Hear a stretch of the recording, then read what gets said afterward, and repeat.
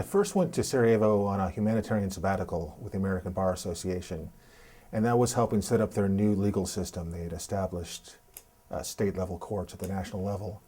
And then after doing that for a year, I became an international prosecutor, first with the Office of the High Representative. That was the international body that implemented the peace treaty.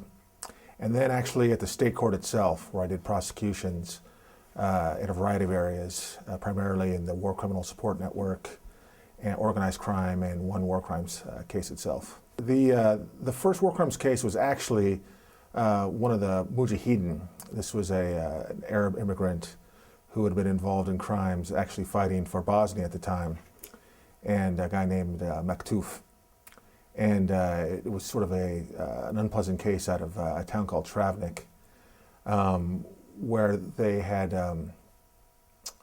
the Mujahideen were sort of out of control at the time. They weren't under the control of the central government, even though they were in theory fighting for them. And they did some bad things down there, including kidnapping and executing some civilians. As one thing I discovered pretty quickly, the overlap between organized crime, corrupt officials, and war criminals was heavy. Basically, the war crimes, in my mind at least, were done for money. And these criminal groups that developed during the war continued after the war, and money was funneled to people like Radovan Karadzic to allow him to stay on the run for so many years.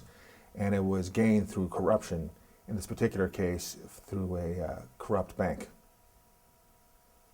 One thing I think I've learned is that people are, unfortunately, very manipulatable, if I can pronounce that correctly. People who are one-on-one are fine, the kind of people you'd happily sit down to for a drink or a meal, can be manipulated. And I think that in Bosnia, for example, that happened a lot. In the cities, for example, 40% of the marriages were interracial. So this idea of ancient ethnic hatreds was kind of a myth.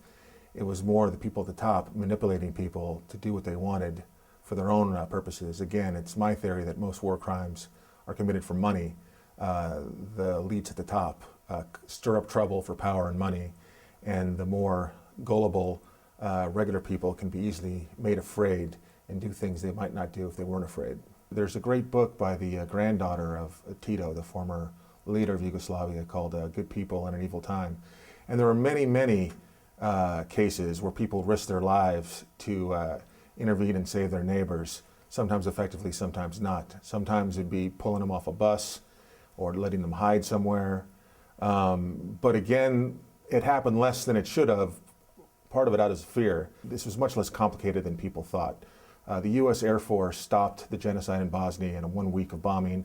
They could have done the same thing in '92 very easily. None of these people had to die.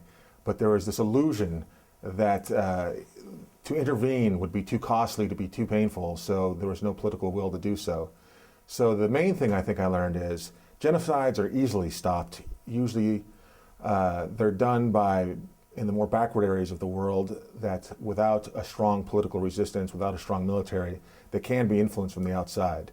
So I think one of the main things I learned is you can stop a genocide easily if there's the will.